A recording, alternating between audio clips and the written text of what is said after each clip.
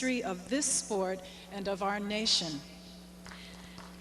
And I hope that from this moment on, whenever you hear the words Arthur Ashe Stadium or attend a match here, or who knows, maybe grow up someday to play on this court, that you will take a moment to recall a man who rejoiced as you cheered him on, who saw you all as valued brothers and sisters in the family of man, and who included you in his prayers for a better world.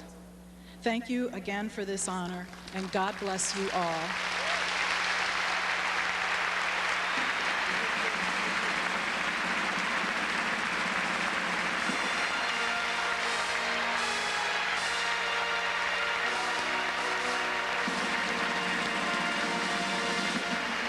Quite eloquently spoken. Yes, that was very moving. Jeannie, in the spirit of all that has been said tonight, and on behalf of the United States Tennis Association, thank you for your outstanding and important work with the Arthur Ashe Foundation. As you know, on Saturday afternoon, this entire center was filled with kids for Arthur Ashe Kids Day, and I know he must have been smiling down on what is quickly becoming one of tennis's proudest traditions. Your contribution to the legacy of Arthur Ashe only enhances the esteem in which he is held. And now, if everyone at the podium would join me on behalf of the United States Tennis Association, I'm proud to unveil and present the plaque that will be permanently adorn the stadium, where the spirit of Arthur Ashe and all that he represented will be remembered always. Please join me. Well, now, before the parade of champions, I think it might be just a moment to explain why the President of New York isn't here. He's upset, apparently, about an agreement that allows the United States Tennis Association to fine the city if planes out of LaGuardia Airport, just over the railway tracks, fly over this facility during the next 2 weeks. Mayor Giuliani doesn't agree with this, and he's not here, and he's not the most popular person around at the moment. Thank you. When the U.S. National Championships began in 1881 in Newport, Rhode Island, few could possibly imagine that the tournament would grow as it has into the U.S. Open, which we're proud to say is one of the most avidly followed sporting events in the world. But it is important for all of us to recognize that the worldwide popularity of the U.S. Open would not be possible without the enormous contributions of the tennis champions who truly made it what it is. A tournament whose tradition and quality grow with each passing year. Their exceptional talent and passion are what has brought all of us back year after year. And it is their legacy which will inspire the champions of the future. And so now, on the inaugural night of the new home of the U.S. Open, Arthur Ashe Stadium, it is fitting that we welcome back to New York our U.S. singles champions who join us in celebrating this great milestone of tennis. And there are almost 40 of them. We welcome them now as they come. Thank you very much.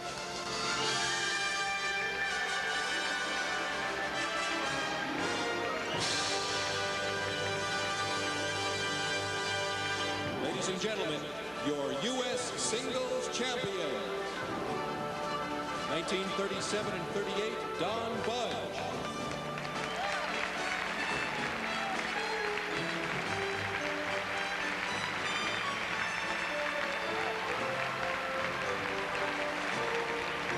Not a bad backhand. 1942, unable to attend tonight, Ted Schroeder. 1942, 43, 44, and 46, Pauline Betts-Addy. I was just thinking, Elise, as a Brit, it's a pity Fred Perry isn't here. I suppose he is really. 1946 and 47, Jack Kramer. One of the men who not only was a truly great champion, but one of the pioneers who led the game out of its shameful days of sham amateurism into true and honourable professionalism.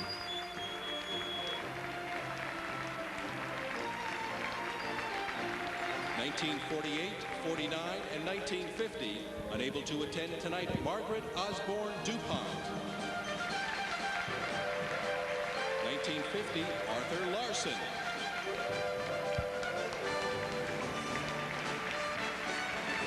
1951 and 52, Tappy Larson. Frank Sedgman. Great Australian. Just Goodness looks me. just the same. That Looks walk. great. They should show his legs. 1953 Real and 55, pigeon-toed player. Tony Trabert. Now we're coming more into this age. Still works here as a commentator.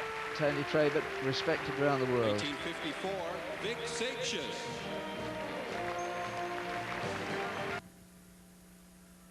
As handsome now as he was as a young man.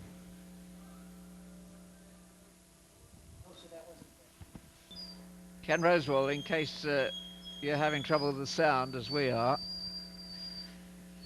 Still plays Ken Rosewall. Still very competitive.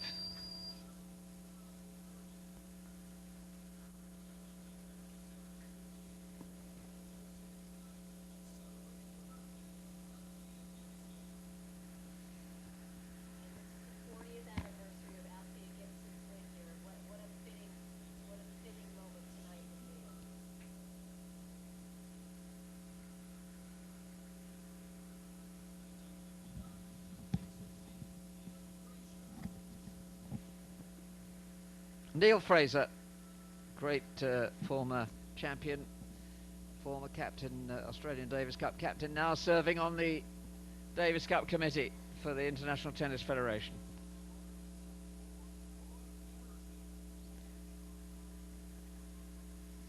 Yeah, well, he's gone a bit grave at the same saucy smile. Emma looks great. Maria Bueno. And wasn't she a beautiful player to watch? Goodness me. 1962 and 69, Rod Laver. Many people think the greatest player of all time. And could have had so many more Grand Slam championships had it not been for the whole 1962, professional amateur. 65, 69, 1970 and 73. Unable to attend tonight, Margaret Smith Court. The Reverend Margaret Court, as many of you will remember, was one of the guests at Wimbledon Manuel this year. Santana. Manuel Santana, now Spanish Davis Cup captain, and here working for Spanish television.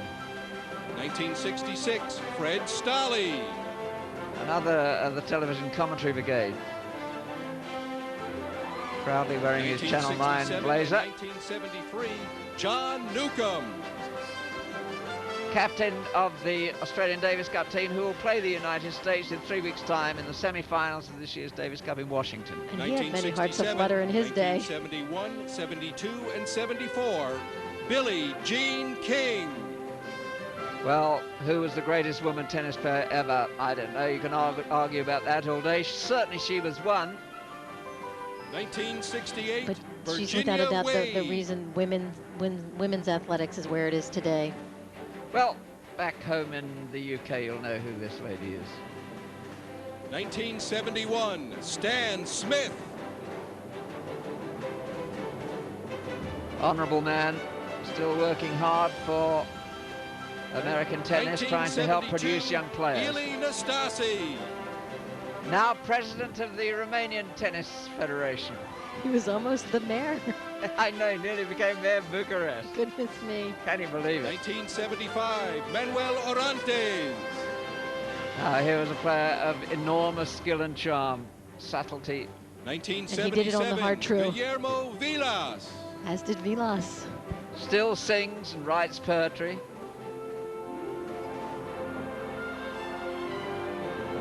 People have to remember this event has been played on 3 different 76, surfaces. 78, 1982 and 83, unable to attend tonight, Jimmy Connors.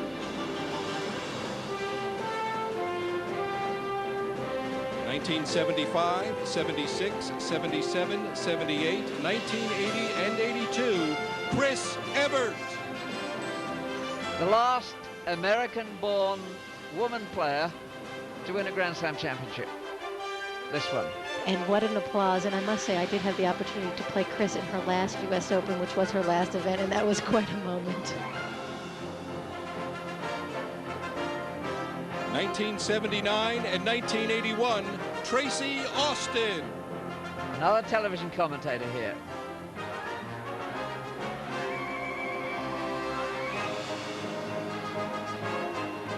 1979, 1980, 81, and 84, John McEnroe.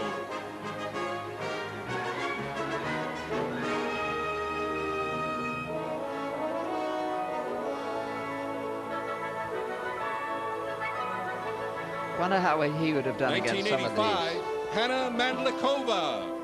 Ah, these. Did you play her? many times. And she, boy, when she won that US was this lady, I'd say. You played with her the other day? I played with Martina 2 days ago, and she is still remarkable. What a great athlete. And I know she's so excited to be here tonight. She was excited this afternoon, as was Billie Jean. 86 and 87, Ivan Lendl. Well, it's very good of him to come off the golf course for 5 minutes. Man's obsessed with golf, plays it all the time. Still lives here 1988 in Connecticut. He wanted to come here to see McEnroe, his bud. Mats Wilander, the Swede, also living in the States. Becker. Becker, who pulled out of this year's championship because his friend and business advisor died just a few days ago.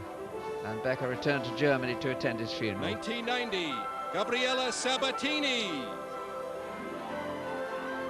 Her one Grand Slam, and the game definitely misses Gabby, but boy, was she popular. What a popular player and a wonderful person. 1992, Stefan Edberg. Well, who was the most sporting of tennis players? You could argue that one as well, but they come no sporting than him. In 92, Monica Seles. Didn't have time to change, but you know. You know, this is a moment that she surely appreciates. She has a great sense of history of the game. One of the great scrappers and somebody who I think has been an inspiration to the new generation of Spanish players, men and women.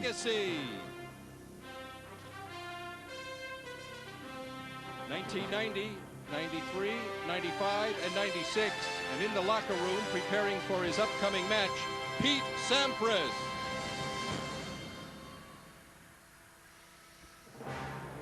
So the Fellowship of Champions, it's a wonderful sight to see them greeting each other. 1993, 95, and 96. Steffi Graf. Who's had such serious surgery on her knee that she can't be here. But boy, what a wonderful moment to see this group of champions, and champions is the word out here. Ladies and gentlemen, the greatest collection of tennis stars ever assembled, your U.S. singles champions.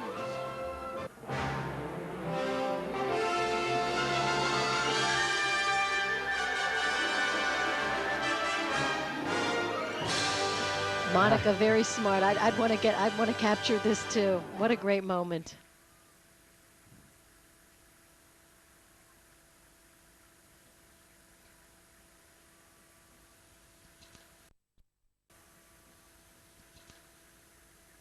Just to give you an idea of how the crowds have grown, when they left Forest Hills, only, what, 5 miles away where it used to be played, they had crowds totaling about 200,000. Now this year, they're expecting about 600,000. The winner of countless awards and an American treasure. Please welcome Ms.